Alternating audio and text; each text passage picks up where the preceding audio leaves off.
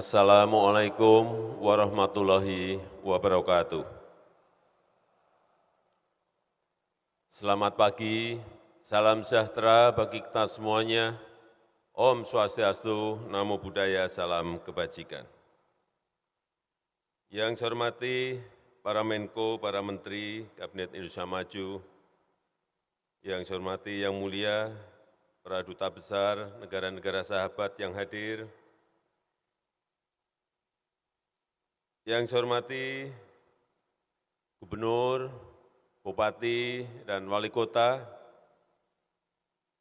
dari seluruh tanah air Indonesia, beserta Pangdam dan Kapolda,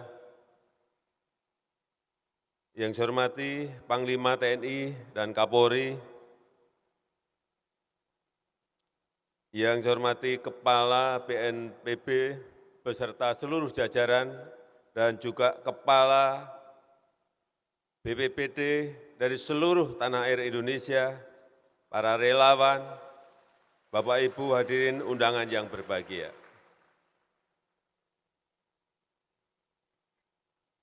Apa yang ditakuti oleh dunia saat ini? Bukan lagi pandemi, bukan lagi perang, tetapi yang lebih mengerikan, yang ditakuti semua negara adalah perubahan iklim. Perubahan iklim. Dan perubahan iklim itu menyebabkan frekuensi bencana alam di dunia naik drastis. Dan Indonesia menempati 3 teratas paling rawan bencana.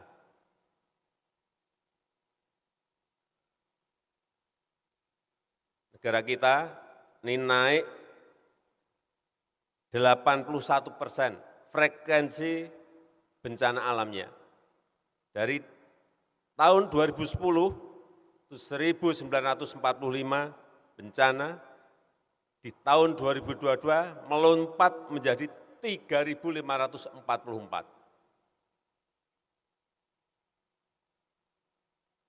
Kita ini tidak hanya urusan banjir, tidak hanya urusan gunung berapi yang meletus, bukan hanya urusan tanah longsor, yang lebih sering adalah gempa bumi, dan bencana alam maupun non-alam lainnya yang kita hadapi.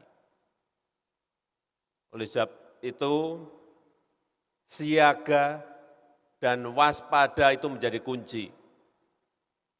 Baik tahap pra-bencana, pada tahap tanggap darurat maupun pasca bencana. Semuanya harus disiapkan, semuanya harus dikelola dengan baik. Yang saya lihat, kita ini masih sering sibuk di tahap tanggap darurat, pas terjadi bencana. Padahal yang namanya pra-bencana, tahap pra-bencana itu jauh lebih penting.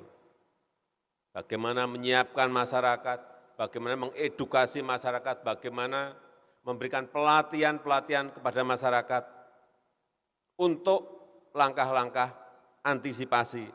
Itu harus menjadi prioritas. Untuk apa? Untuk meminimalisasi korban maupun kerugian. Yang pertama, penting itu peringatan dini. Ini sering masih kita terlambat. Peringatan dini. Yang kedua, mengedukasi masyarakat. Pelatihan dan lain-lain harus dilakukan. Skenario harus juga disiapkan. Kalau pas terjadi misalnya gunung berapi, larinya kemana? Kalau pas ada gempa bumi, larinya kemana? Seperti ini secara detail yang sering kita abai. Pas ada bencana ya kita pontang-panting, begitu sudah rampung, ya rampung. Lupa bahwa yang namanya pra-bencana itu lebih penting. mengedukasi masyarakat, memberikan pelatihan pada masyarakat itu jauh lebih penting. Sehingga masyarakat tahu kemana akan lari, kemana akan berlindung.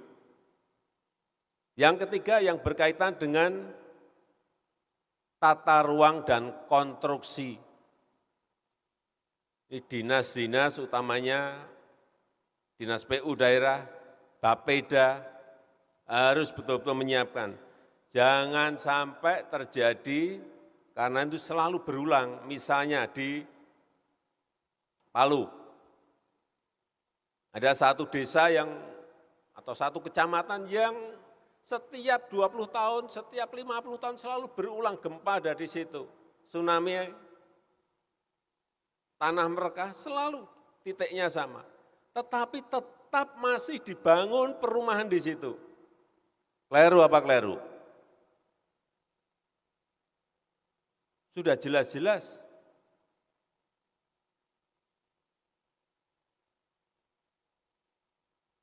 Begitu juga untuk tanah longsor. Tempat-tempat yang kita tahu itu tanahnya rawan tanah longsor, masih diberikan izin untuk mendirikan bangunan. Hati-hati mengenai ini. Kemudian juga dinas yang berkaitan dengan izin agar dimulai. Kita tuh kan sudah punya peta di mana yang terjadi erupsi gunung berapi, di mana yang sering terjadi gempa, kita tahu semuanya. Mestinya mulai diwajibkan agar masyarakat yang mendirikan bangunan itu konstruksinya diarahkan, yaitu konstruksi yang anti gempa. Karena ini sebagai contoh, di Turki korban sekarang yang meninggal sudah 51.000 jiwa dan ribuan masih hilang.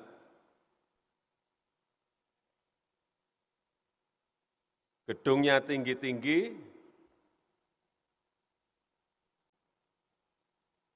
tetapi konstruksi bangunannya tidak konstruksi yang anti gempa. Ini yang mereka perkirakan kenapa banyak bangunan-bangunan tinggi yang runtuh. Bukan hanya bangunan yang bertingkat, tetapi bangunan yang tidak bertingkat pun harus diwajibkan dan mulai diarahkan terutama di daerah-daerah yang rawan gempa itu agar menggunakan konstruksi yang anti gempa. Dan Pemda serta BPBD ini penting menjadi ujung tombak bagi penanggulangan bencana. BPBD itu apa tuh singkatannya, kok panjang? Semuanya kita kan buat singkatan panjang-panjang. Namanya aja singkatan tetapi panjang. Badan Penanggulangan Bencana Daerah. Kalau BNPB,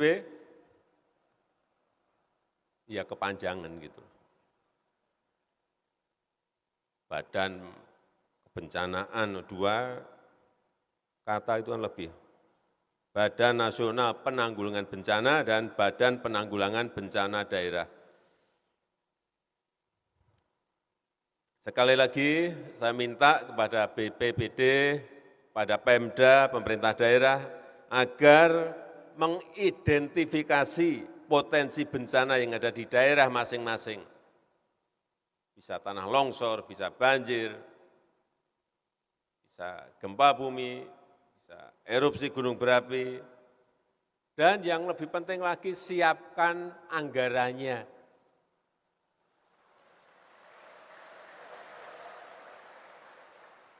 Jangan sampai BPBD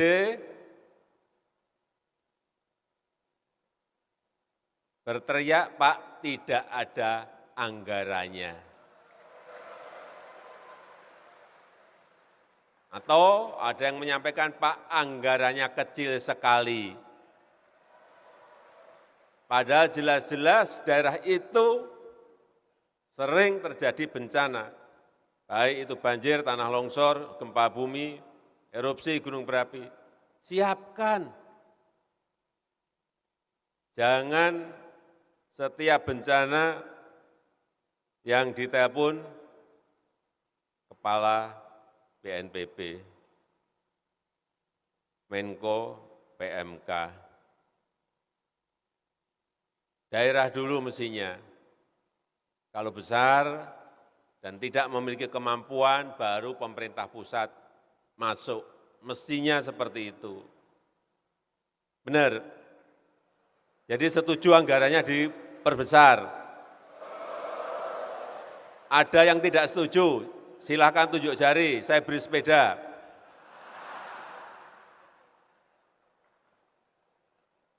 Kemudian yang kedua, daerah. Yang kedua, daerah itu harus memasukkan risiko bencana dalam rencana pembangunannya, dalam rencana investasinya.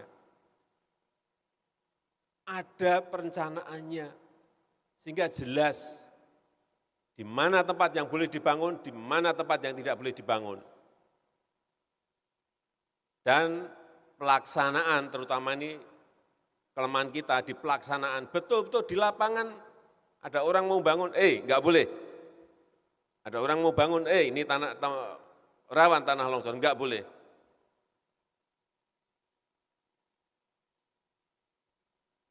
Nggak bisa jelas-jelas ada sungai yang setiap tahun banjir, di pinggirnya malah kemeriek, bangunan-bangunan, berbondong-bondong malah orang mendirikan bangunan di situ, dan dibiarkan.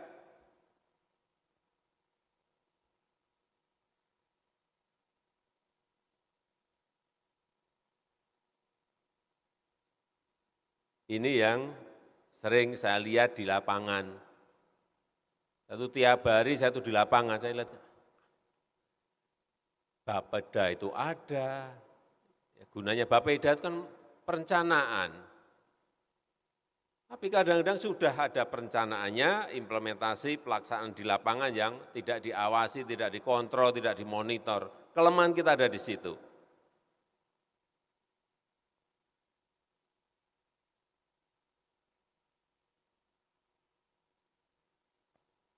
Sehingga yang namanya dana bersama bencana itu penting sekali. Gunakan sebesar-besarnya untuk masyarakat, terutama masyarakat kecil. Saya hanya titip, ini kebiasaan kita kalau ada bencana, kan anggarannya bisa dari daerah, bisa dari pusat. Tetapi juga yang nyumbang masyarakat itu banyak sekali. Biasanya yang saya lihat di lapangan, entah itu yang dari Pemda, entah dari pusat, yang sumbangan semuanya ditumpuk. Di posko ditumpuk, di kelurahan ditumpuk, di kecamatan. Lalu lalang, truk membawa bantuan. Masyarakat yang terkena bencana melihat, hanya melihat, tapi tidak pernah dibagi. Karena barangnya di stok di kecamatan, di kelurahan atau di posko, hanya melihat. Itu yang bolak-balik saya peringatkan. Silahkan ada stoknya, tetapi masyarakat separuh lebih tolong dibagi ke masyarakat. Meskipun mungkin tidak bisa dimasak, mungkin meskipun pada saat itu tidak bisa dipakai, tapi dipegang, itu seneng. Sebagai hiburan, pas terjadi bencana, wah saya ada beras 20 kilo, ada supermie, hanya lewat. Bantuan di depan mata lewat, tapi enggak pernah dibagi. Ini yang tepuk tangan nanti kalau ada bencana tolong dibagi.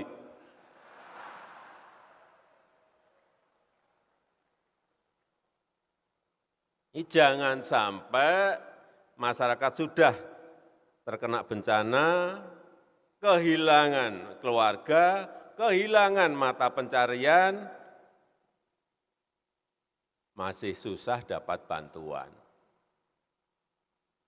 Sehingga saya sampaikan di sini, sederhanakan yang namanya aturan-aturan. Saya pernah pengalaman di NTB, di Palu, di Cianjur. Saya lihat uangnya ini ada. Kita mau menyampaikan pada masyarakat, masyarakat sudah nunggu-nunggu, ternyata ruwetnya setengah mati. Prosedur yang harus dilalui. Ada ini, kenapa sih tidak dibuat paling sederhana? Karena dalam posisi kebencanaan, kita itu kalau membuat aturan, semakin banyak aturan makin senang.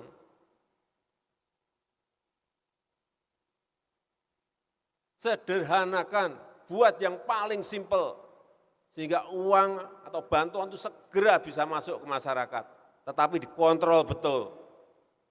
Manajemen controlling harus dilakukan. Ini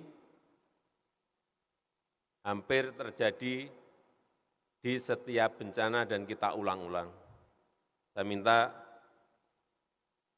Pak Suharyanto, juga Kepala BPD di daerah, semua sederhanakan. Regulasinya Pak Gub, Pak Wali, Pak Bupati, sederhanakan.